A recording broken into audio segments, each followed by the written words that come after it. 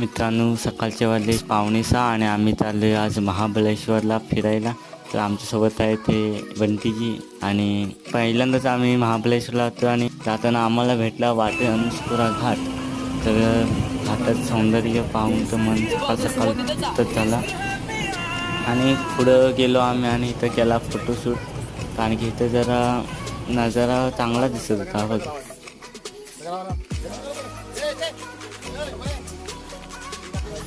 आणि आम्ही पोचलो महाबळेश्वरला.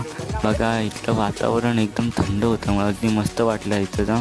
आणि पुढं आम्ही पहिल्याच पॉईंट गेलो, तो म्हणजे एलिफंट पॉईंट. आम्हाला पॉईंटचं मला तर नाव माहीत नाही, पण आम्ही त्याच नाव दिलं एलिफंट पॉईंट. आणि बघतो तर बघा किती उंच आहे इथं.